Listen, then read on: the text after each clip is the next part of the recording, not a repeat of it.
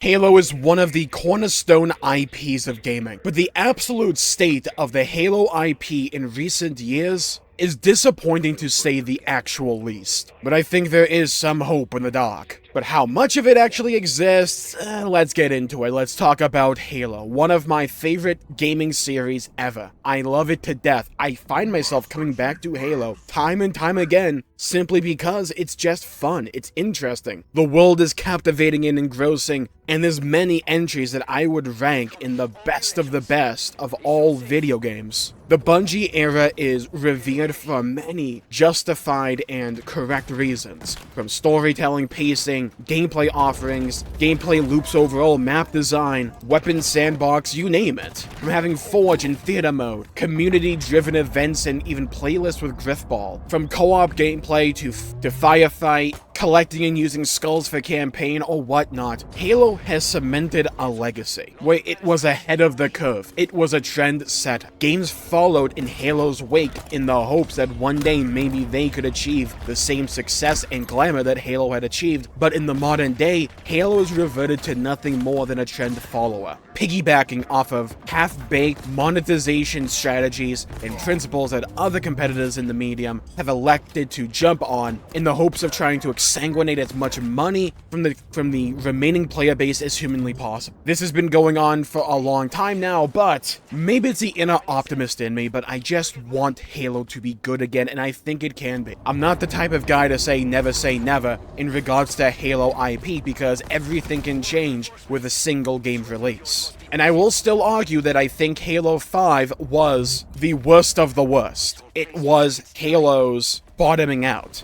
And while I wouldn't argue Halo Infinite, even in its modern iteration, is necessarily on par to the legacy of old, I think it's a step in the right direction in many ways, but another step in the wrong direction in others. When it comes to gameplay loop and actual narrative being told, Halo Infinite did a lot of things right in my opinion. It did a lot of things wrong, don't get that twisted, but at least it felt like Halo. And while some cutscenes were a bit repetitive, well, more than a bit, characters were either undeveloped, especially those on the banished side of things, and while the open world could have been utilized to much greater effect, while the linear levels felt way too repetitive and samey, there's a lot of good in Halo Infinite's campaign, especially when it concerns the characters of Master Chief, Weapon, and Brohammer, the pilot. And funnily enough, it's a slap in the face to the whole Halo show's idea that to tell a human story, you have to show Chief's mask, where I would argue there's more emotion in Halo Infinite with Chief having his mask on, because good storytelling does not require any one thing. Chief works so well in Infinite because he's able to bounce off of Weapon and Brohammer, and despite reaching megalithic status in the Halo universe, and even the gaming universe as well, he can still have these very human emotions and, well, experiences while still feeling like Master Chief. It's building off the story from Halo 4 in certain ways,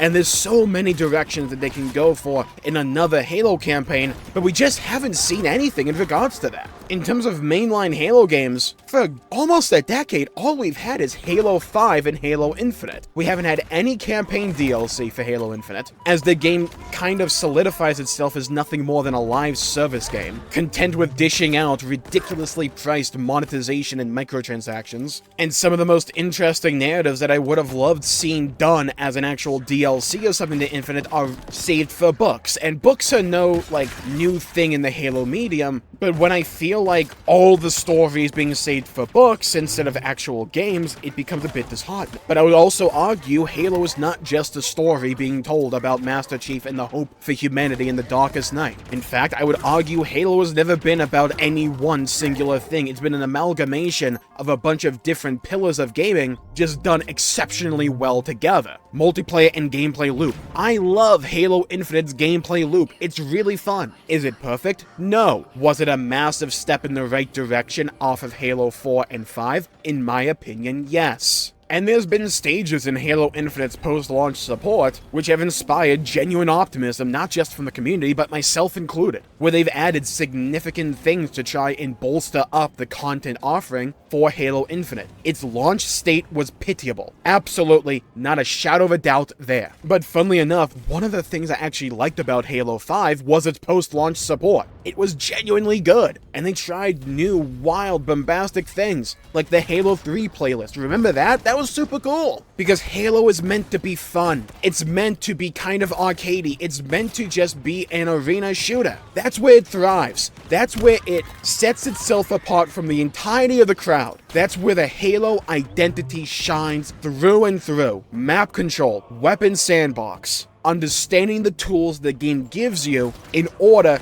to utilize it on enemy combatants, on enemy Spartans, or Covenant in campaign, or whatever. It's never been about these wacky, wild, bootleg Titanfall mechanics that they've tried to instill in Halo in the more recent games. It's been about utilizing the sandbox on the map that is provided to your advantage, and I think Infinite took a lot of steps in that direction, especially in regards to bringing back equipment. What a great change! I love that. It's been a ton of fun. And I still think Halo Infinite has a crippling flaw in regards to monetization and overall progression. I think battle passes are just terrible, but they're better than loot boxes. That doesn't mean they're good. Being better than arguably the worst monetization gaming has ever seen is not something to be proud of. It's not a banner to raise, in my opinion. And I talked about before, back in February, about how I think there's so much untapped potential for Halo as an IP. There's so many different spin-offs that could be really cool and interesting and fun, that even throughout the years, even back in the days of Bungie, we have just not really seen. Halo Wars, Halo 3 ODST, Halo Reach, these are ideas to what Halo can do as an IP. And I think Xbox maybe is starting to wake up to the idea that the Xbox identity and brand is intrinsically linked to the health and well-being of Halo, because Xbox is Halo and Halo is Xbox. When was Xbox at its best? When Halo was at its best. When has Xbox been at its worst? When Halo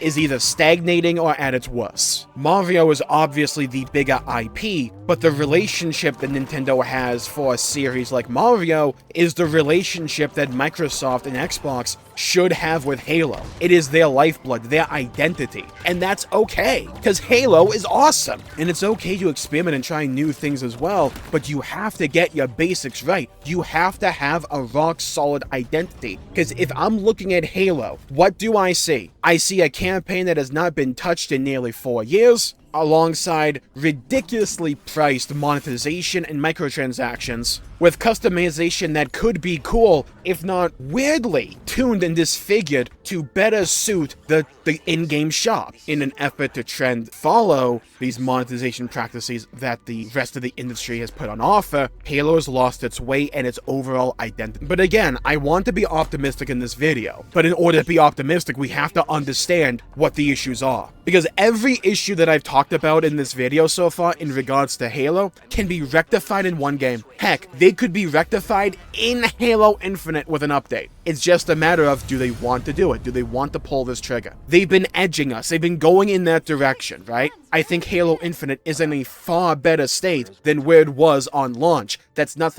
something to be bragging about, but it is something to note. I love Halo, and I don't think I'll ever stop loving Halo. I want this series to do well. I want it to prosper, and I want it to thrive. Under no circumstance or regards should Halo ever languish in the forgotten annals of history for gaming. It has far too much potential and too much to give, and too many great games that could be made in regards to that IP for it to be put on the back burner. And I know there have been rumor and hushed voices talking about multiple Halo projects being in the works down the line for Halo. That could be really cool and breed optimism for me, or depending upon what those projects end up being, could be really pessimistic. We have to wait and see. And with the shift in Halo Infinite's overall development and support, I think it is likely that Halo Infinite is in its twilight hours and they're cooking up the future for Halo. That excites me, right? Because back in the day when they said Halo Infinite was like a 10-year project, I was not inspired by that. In fact, I didn't want that. I want new games for Halo. I don't want Halo to just end up being a live service bullcrap excuse to throw microtransactions to the player base, to try and like suffocate as much money out of their wallets as humanly possible. I want great stories in Halo. I want amazing multiplayer experiences. Because if there's any series out there that could reignite my love for multiplayer FPS games, it's really Halo. Because I love the core gameplay loop. I love the customization. Color shaders in Infinite suck,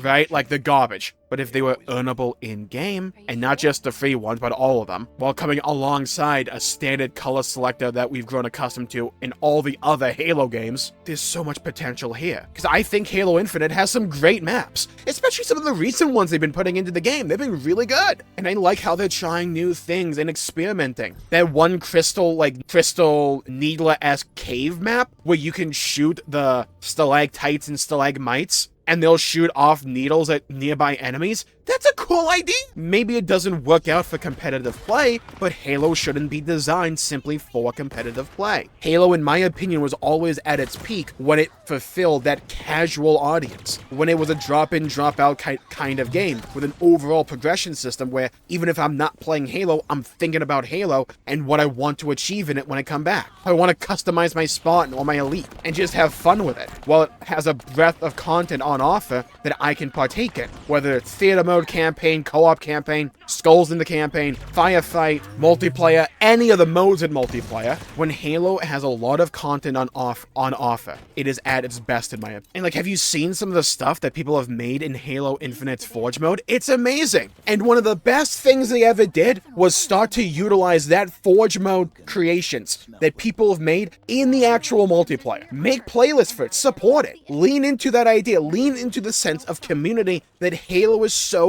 well renowned for. Utilize Forge maps in multiplayer, and I think they've been doing that. I haven't played in a little bit, but back when I did, they had certain playlists that utilized Forge maps. That was so good, right? So it's not like Halo Infinite, or the direction that Halo has been taking is strictly negative. There's been a lot of good, and that good deserves to be talked about, right alongside the bat. And is Halo perfect, or where it used to be? For me, no, but it's heading in a better direction. And I think there's a lot of reasons to be optimistic for the future direction of Halo, depending upon how these multiple other projects pan out. I don't think Halo is or will ever be in a position to simply tip its cap and walk out the door, never to return. Halo as an IP is strong. People want Halo to be good. Look at all the talk that happened in regards to Halo Season 2. When a lot of people didn't like Halo Season 1, people were still hoping Season 2 might be even better, because people yearn for Halo. I yearn for Halo. Halo's great. Does it have its missteps recently? Yes. Is Halo still great? Yes. I love Halo. I love it so much. And I want to see it finally realize that greatness that it once had. We've seen a lot of change over at 343 Industries. And I think 343 and Microsoft, by the way, because again, at the end of the day, Microsoft are the ones in charge, had a lot to answer for, and still do for